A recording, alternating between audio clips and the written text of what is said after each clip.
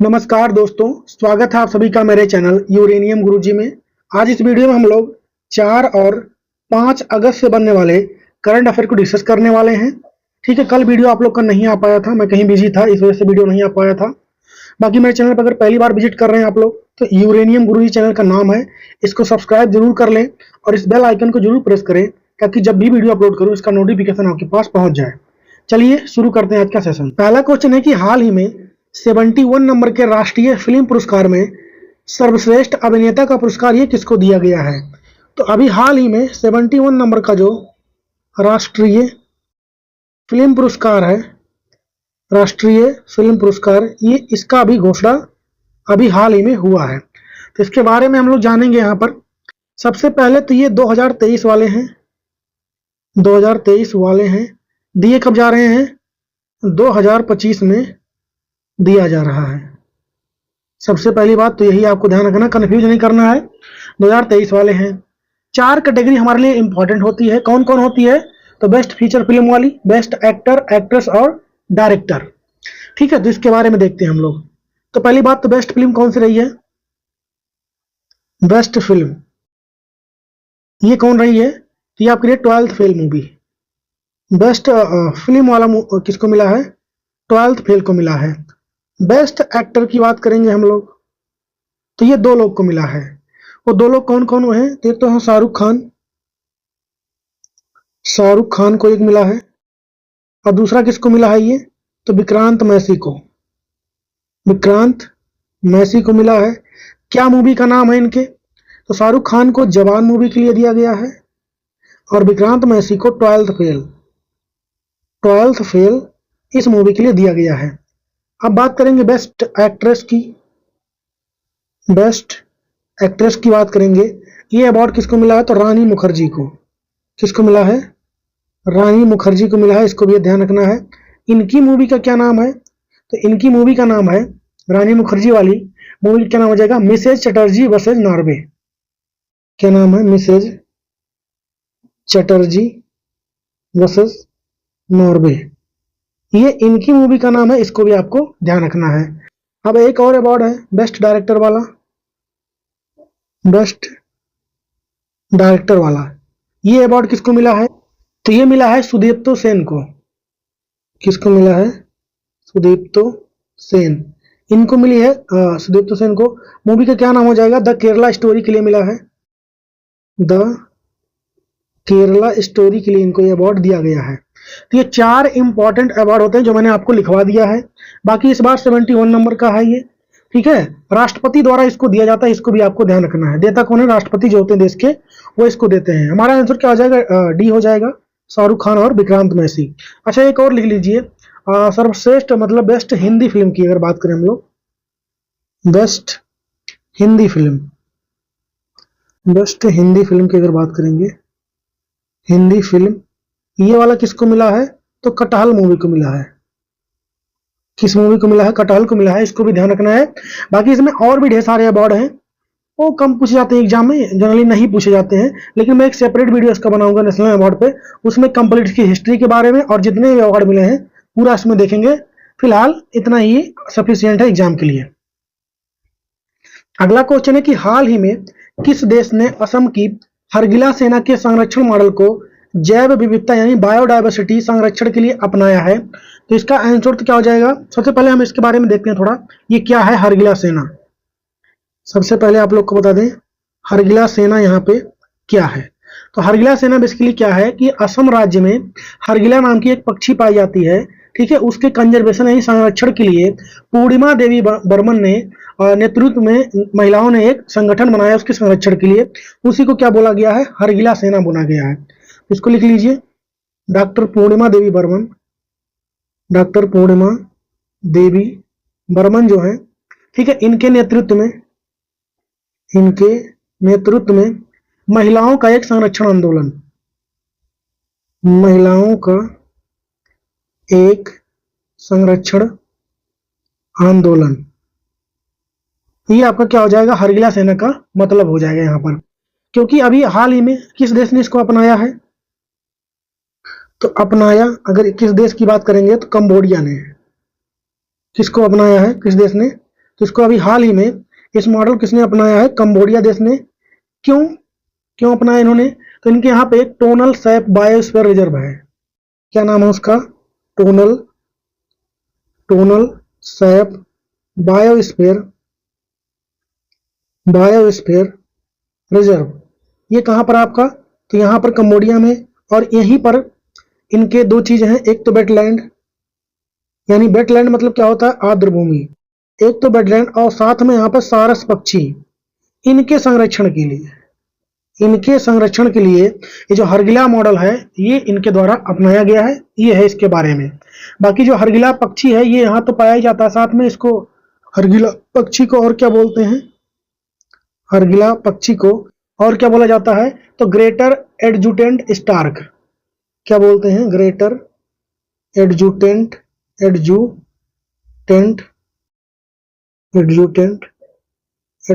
Stark. ये इस पक्षी का जो है नाम है, इसको भी आपको ध्यान रखना है। बाकी हम लोग अगर बात करें पूर्णिमा देवी बर्मन की, ठीक है, तो इनको और कुछ उपलब्धियों की बात करें तो इनको 2017 2024 में बिटली गोल्ड अवार्ड मिला है। पूर्णिमा देवी बर्मन नाम कहाँ लिखा है? यहाँ पे लिखा हुआ है। ये मैं इसको यहाँ यूज कर लेता हूँ। पूर्णिमा देवी बर्मन को 2017 और 2024 दोनों ही समय में इनको कौन सा अवार्ड दिए गए हैं? तो बिटली गोल्ड अवार्ड। कौन सा मिला है इनको? बिटली गोल्ड अवार्ड ये इनको दिया गया। इसको भी ध्यान रखें। इस अवार्ड को हम लोग ग्रीन ऑस्कर भी कहते हैं। क्या कहते हैं इसे? ग्रीन ऑस्कर भी कहते हैं। ये इनको पूर्णिमा देवी बर्मन को मिल चुका है, इसको भी आपको ध्यान रखना है। बाकी हमारा आंसर क्या हो जाएगा? कंबोडिया हो जाएगा। थोड़ा कंबोडिया के बारे में लिख देता हूं मैं, यहाँ थोड़ा जगह बाकी है। कंबोडिया की पहली बात तो राजधानी क्या होती है? यहाँ की राजधानी क्या हो जाएगी? तो यहाँ की राजधानी होती है नोम पेन्हा। क्या हो जाएगा? नोम पेन्हा। ये यहाँ की राजधानी होती है। मुद्रा यहाँ पे रील चलती है, ठीक है, कंबोडियन रील। मुद्रा की बात करेंगे यहाँ पे तो रील चलती है यहाँ पे, ठीक है। प्रधानमंत्री कौन है यहाँ पर? पीएम की बात करेंगे तो है हुन सेन। कौन है? हुन सेन है। ठीक, इतनी बातें कंबोडिया के बारे में ध्यान रखें। हम लोग बढ़ते हैं आगे। नेक्स्ट क्वेश्चन है कि हाल ही में यूनेस्को, क्या नाम हो जाएगा? यूनेस्को किस देश के प्रधानमंत्री अभी हाल ही में ये नियुक्त हुए हैं? तो म्यांमार के। कहाँ के बने हैं? म्यांमार। ये फोटो में आपको दिख रहे हैं यूनेस्को, ये वहां पर बने हैं अभी हाल ही में, इसको ध्यान रखें वहां पर। अच्छा, यहाँ पे अपॉइंट किए जाते हैं, प्रेसिडेंट द्वारा अपॉइंट किए गए हैं, इसको भी आपको ध्यान रखना है। बाकी म्यांमार की बात आई है तो इसकी राजधानी क्या हो जाएगी? म्यांमार की राजधानी क्या होती है? नपीडा। क्या हो जाएगा? नपीडा। कहीं कहीं नपीता भी लिखा रहता है, ठीक है। तो ये इसकी क्या हो जाएगी? राजधानी हो जाएगी। मुद्रा यानी करेंसी की बात करेंगे तो यहाँ पे चलता है क्यात। क्या चलता है? क्यात मुद्रा यहाँ पे चलता है, इसको भी आपको ध्यान रखना है। बाकी अभी हाल ही में ऑपरेशन ब्रह्मा चलाया गया था। ऑपरेशन ब्रह्मा। म्यांमार में कुछ दिन पहले भूकंप आया था बहुत भयंकर वाला, तो वहां मदद के लिए ऑपरेशन ब्रह्मा भारत ने चलाया था, इसको आपको ध्यान रखना है। गोल्डन पैगोडा ये देश कौन सा बोलते हैं? तो ये म्यांमार को ही बोलते हैं, इसको भी ध्यान रखना है। आंसर क्या हो जाएगा? म्यांमार। नेक्स्ट क्वेश्चन है कि हाल ही में गुजरात के कांडला में भारत का पहला मेक इन इंडिया हरित हाइड्रोजन संयंत्र, ये कितने मेगावाट की क्षमता का स्टार्ट किया गया है? तो अभी हाल ही में गुजरात के कांडला में, कहां पर? तो गुजरात के कांडला, यहां पर एक पोर्ट है। क्या नाम है उस पोर्ट का? दीनदयाल पोर्ट। यहां पर इसको शुरू किया जा रहा है। यह भारत का पहला होने वाला है। किस कॉन्टेक्स्ट में अगर कहा जा रही है तो भारत का पहला यह ग्रीन हाइड्रोजन प्लांट है, जो कि पूरी तरीके से जो मेक इन इंडिया हमारा स्कीम है उसके तहत इसको विकसित किया गया है। तो इसको आपको ध्यान रखना है। और किसी पोर्ट पर बनने वाला भी पहला है, इसको भी आपको लगे हाथ ध्यान रखना है। अच्छा, इसका उद्घाटन किसने किया है? उद्घाटन जो है ये किसने किया है? तो इसको किया है सर्बानंद सोनोवाल ने। किसने किया है? सर्बानंद सोनोवाल। इन्होंने इसकी उद्घाटन किया इन्होंने, ठीक है। वर्तमान में इनका कौन सी मिनिस्ट्री इनके पास है? तो केंद्रीय बंदरगाह, जहाजरानी और जल मार्ग मंत्री यानी शिपिंग मिनिस्ट्री इनके पास है, इसको आपको ध्यान रखना है, लगे हाथ इसी में। इसके क्षमता की बात, क्योंकि क्वेश्चन हमारा है, इसका क्षमता कितना होने वाला है? 1 मेगावाट। कितना क्षमता है इसका? 1 मेगावाट रहने वाला है। अच्छा, सालाना इसका जो उत्पादन की बात करेंगे, सालाना अगर बात करें हम लोग, तो 140 मीट्रिक 140 मीट्रिक टन जो है ग्रीन हाइड्रोजन का प्रोडक्शन करेगी ये। ग्रीन हाइड्रोजन यहाँ पर जो है, ठीक है, वो प्रोड्यूस किए जाएंगे, इसको आपको ध्यान रखना है। अच्छा, अब अभी तो इसकी कैपेसिटी 1 मेगावाट है, इसको आपको पता ही है। भविष्य में इसको 10 मेगावाट करने की इसका भी वो है, भविष्य में इसको भी आपको लगे हाथ लिख लेना है इस बात को भी। आंसर क्या हो जाएगा? 1 मेगावाट। नेक्स्ट क्वेश्चन है कि हाल ही में वर्ल्ड एथलेटिक्स ने sex determining region Y gene sky test, ठीक है, किसके लिए लॉन्च किया गया है? तो ये किसके लिए लॉन्च हुआ है? तो महिलाओं के लिए। किसके लिए टेस्ट होने वाला है? तो महिलाओं के लिए। जो एथलेटिक्स में महिलाएं जाती हैं उनके लिए टेस्ट होगा। क्या है ये टेस्ट? तो इसका नाम क्या है? Sex determining region Y gene test. एक तरीके से अगर इसको देखा जाए तो क्या है? ये जेंडर टेस्ट है। क्या है? जेंडर टेस्ट है। जिन महिलाओं में क्या काम है इसका? तो वाई क्रोमोजोम को खोजना इसका काम है। अगर ये पाया गया अगर ये वाई क्रोमोसोम पाया गया है तो उस महिला को उस मतलब कंपटीशन में भाग नहीं लेने दिया जाएगा। ठीक है, अगर पाया गया तो भाग लेना मतलब नहीं दिया जाएगा। नहीं पाया गया तब तो ठीक है, फिर पार्टिसिपेट करेंगे। अच्छा, ये बेसिकली उनके लिए है। कुछ लोग आजकल मतलब जेंडर अपना चेंज करवा ले रहे हैं। तो मेल हैं आप, अगर फीमेल बनते हैं जेंडर चेंज करवा के, तो आपकी जो ताकत है वो तो मेल की तरह ही रहेगी। आपने सिर्फ प्राइवेट पार्ट मतलब जेंडर चेंज किया है, सब कुछ नहीं चेंज हुआ है। तब उस कंडीशन में भी आपके अंदर वाई क्रोमोसोम पाए जाएंगे, जो कि कहीं ना कहीं जो मतलब फीमेल है पहले से ही, उसके कंपेरिजन में आपकी ताकत ज्यादा होगी। तो ये दौड़ वगैरह में आपको हेल्प कर सकती है। इसलिए मतलब ट्रांसपेरेंसी लाने के लिए खेल में ऐसा किया गया है। तो इसको आपको ध्यान रखना है। हमारा आंसर क्या हो जाएगा? ये टेस्ट केवल महिलाओं के लिए है, इसको ध्यान रखना है। बाकी ये पहली बार कब मतलब इसका यूज कब किया जाएगा? अगर यूज की बात करें, इस टेस्ट का यूज कब किया जाएगा, तो ये यूज होगा सितंबर महीने में। 1 सितंबर 2025 से यूज होगा। क्यों? क्योंकि टोक्यो में जो है वर्ल्ड एथलेटिक्स चैंपियनशिप जो है 2025 में यहाँ पर शुरू होगा। तो वहीं पर पहली बार इस टेस्ट को किया जाएगा। सिर्फ और सिर्फ महिलाओं में किया जाएगा, इसको आपको ध्यान रखना है।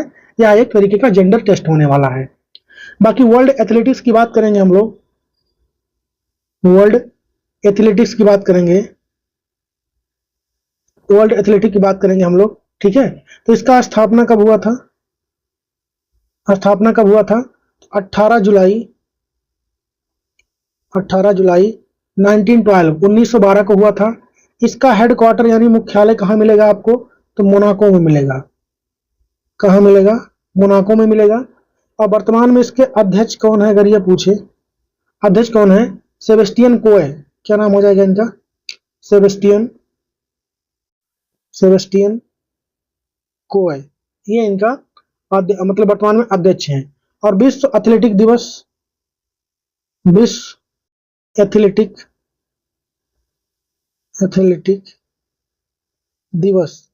ये कब मनाया जाता है? अगर ये पूछ ले तो 7 मई को।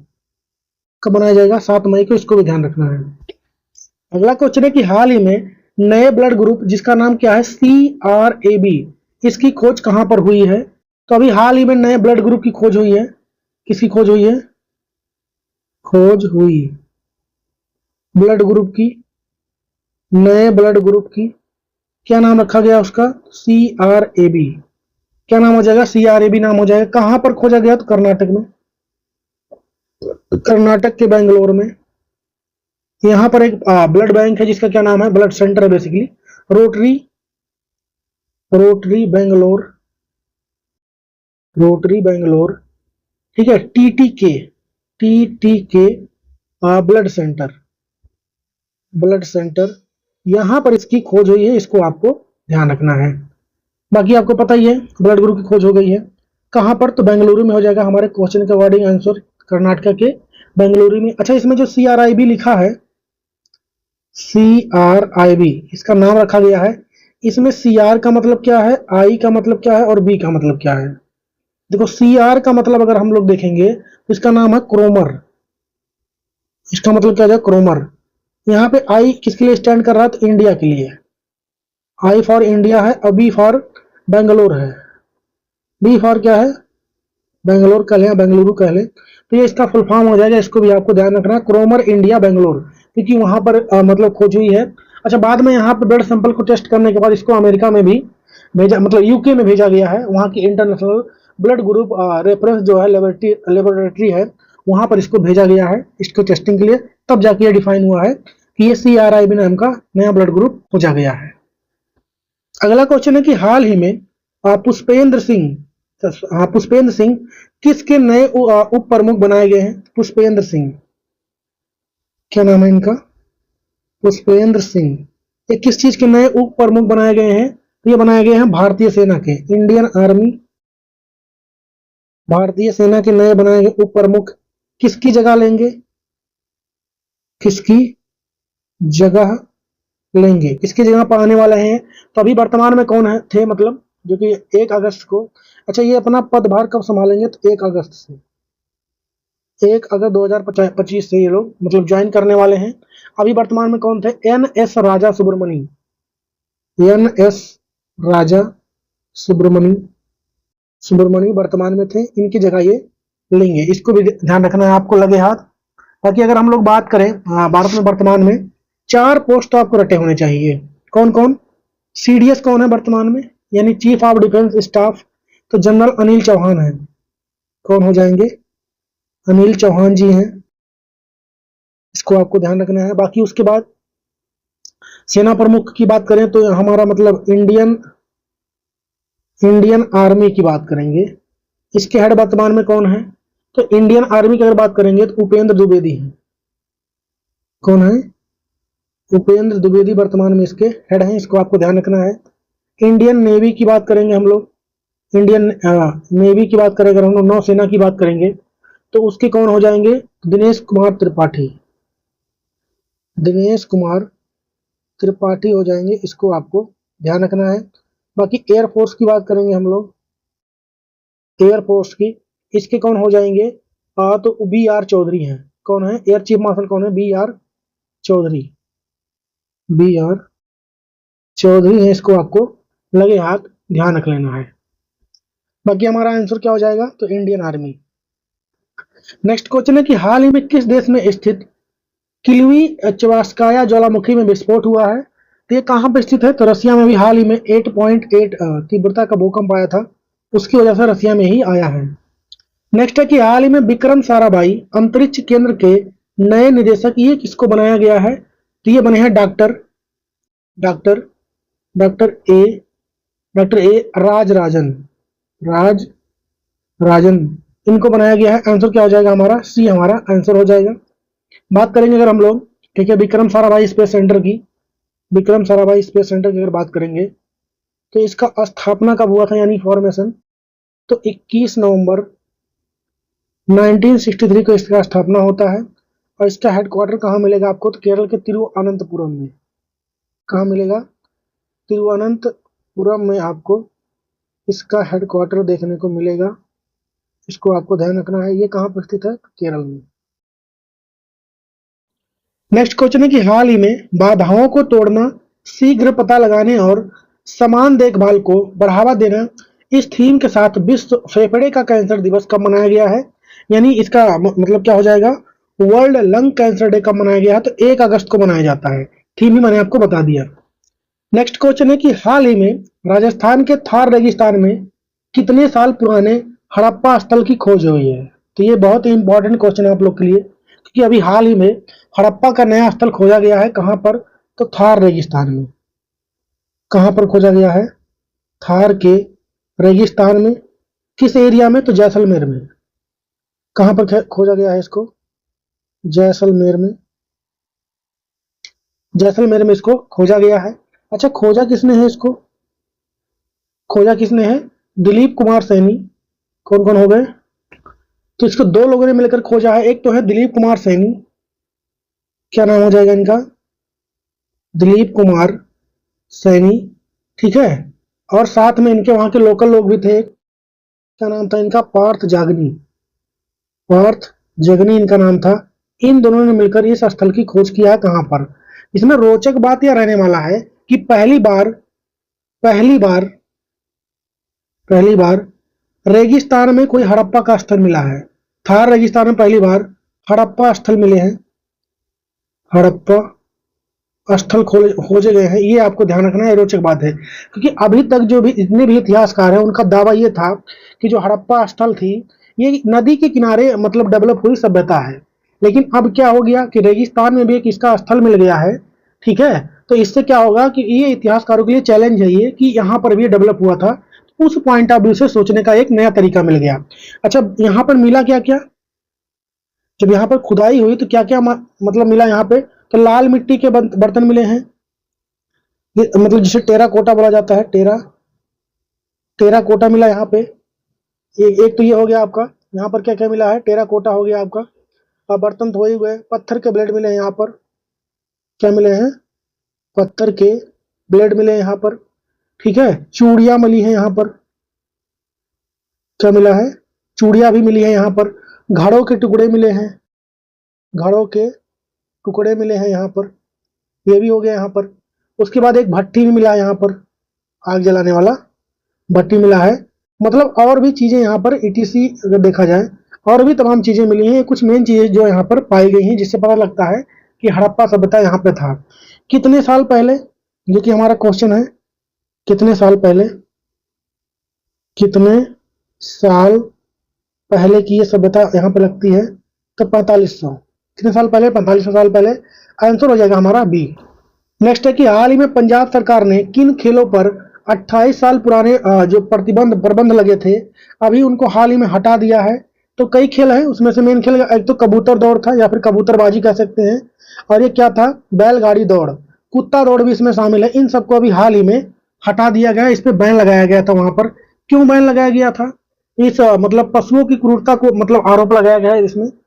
बैन क्यों लगाया गया, बैन क्यों लगाया गया था, तो क्या हो जाएगा रीजन इसका, पशु क्रूरता, पशु क्रूरता। तो क्या पशु क्रूरता खत्म हो गई, नहीं, ऐसा नहीं हुआ है। यहाँ पे जो मुख्यमंत्री वर्तमान में है वो है भगवंत मान, भगवंत मान। कुछ मानक बनाए गए हैं जिसके मध्य नजर रखते हुए मतलब जानवरों को जो है क्रूरता यहाँ पे नहीं की जाएगी, उनके लिए देखभाल के लिए चीजें रहेंगी, जैसे डॉक्टर की टीम हो गई, और भी तमाम जो भी मानक बनता है वो यहाँ पे डिसाइड हुआ है, वो सब इसमें शामिल रहेगा। बाकी यहाँ पर कहाँ पर हुआ है, तो ये आपको पंजाब में हुआ, भगवंत मान वहाँ के मुख्यमंत्री हैं। अच्छा, इसमें क्या बताया गया है, तो जो पुराने कल्चर हैं वो जो अब जनरेशन के लोग आ रहे हैं उनको नहीं पता चल पा रहा है क्या क्या होता था पहले, तो उनको भी इसको जानना और इसको बढ़ावा देना इसका उद्देश्य रहने वाला है, पुरानी चीजों को। नेक्स्ट क्वेश्चन है कि हाल ही में भारत के ट्रेडिशनल एजुकेशन सिस्टम को आगे बढ़ाने और गुरुकुल के विद्यार्थियों को फॉर्मल हायर एजुकेशन प्रदान करने हेतु संयुक्त बंधु विद्वान योजना ये किसने स्टार्ट किया है, तो शिक्षा मंत्रालय ने। किसने शुरू किया है, शिक्षा मंत्रालय ने इसको शुरू किया है। और साथ में किसने सहयोग किया है, सहयोग किया, सहयोग किसने किया है, सहयोग किसने किया है, तो केंद्रीय संस्कृत विश्वविद्यालय जो है, क्या हो जाएगा, केंद्रीय संस्कृत विश्वविद्यालय, विश्वविद्यालय, ठीक है, इसने इसमें सहयोग किया है, इसको आपको ध्यान रखना है। क्या उद्देश्य रहने वाला है, तो यह योजना जो भारतीय पारंपरिक गुरुकुल शिक्षा प्रणाली है उसको बढ़ावा देने और गुरुकुल के छात्रों को औपचारिक उच्च शिक्षा प्रदान करने के लिए महत्वपूर्ण मतलब पहल होने वाला है ये। आंसर क्या हो जाएगा, एजुकेशन मिनिस्टर। नेक्स्ट क्वेश्चन है कि हाल ही में भारतीय सीनियर पुरुष फुटबॉल टीम का नया मुख्य कोच ये किसको बनाया गया है, खालिद जमील को। किसको बनाया गया है, खालिद जमील को बनाया गया, इसको आपको ध्यान रखना है। 13 साल बाद, 13 साल बाद कोई भारतीय इस पद पे आ रहे हैं, इस पद पर नियुक्त किए गए हैं, नियुक्त किए गए हैं, इसको आपको ध्यान रखना है। मतलब इसके पहले जितने भी कोच थे वो सारे फॉरेन के थे, पहली बार कोई भारतीय को कोच बनाया गया, इसको आपको ध्यान रखना है। अच्छा, हम लोग लगे हाथ कुछ और बात कर लेते हैं कोच की। क्रिकेट टीम के अगर कोच की बात करें हम लोग, वर्तमान में कौन है, क्रिकेट टीम की बात करें तो पहली बात तो कितनी कैटेगरी होती है, मेल वाला। पुरुष वालों की बात करें, कौन है, गौतम गंभीर,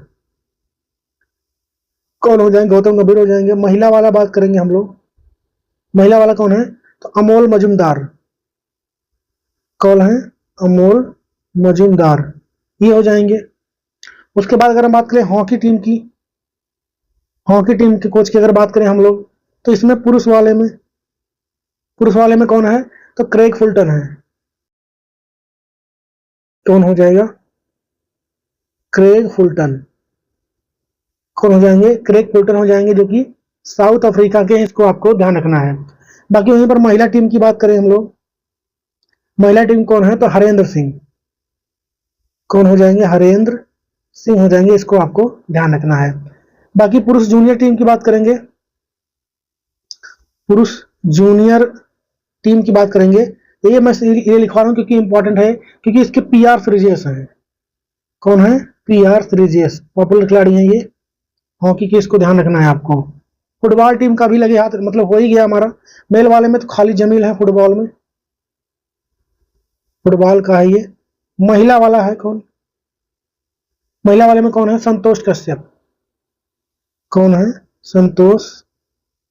संतोष कश्यप, ये महिला टीम के हैं, इसको आपको ध्यान रखना है। फुटबॉल के, किसके, फुटबॉल के।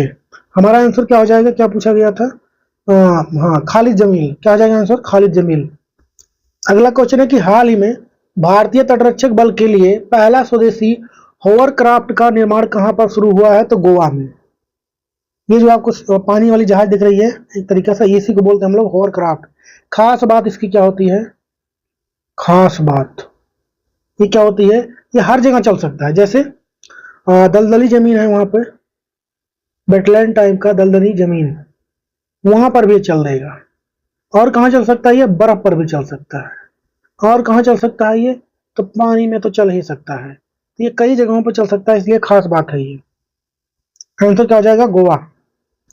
नेक्स्ट है कि हाल ही में किस राज्य में भील समुदाय का फेमस उत्सव जो है गौरी या फिर राई, इसका नाम है, ये मनाया गया है, तो राजस्थान में मनाया जाता है, इतना ही आपको ध्यान रखना है।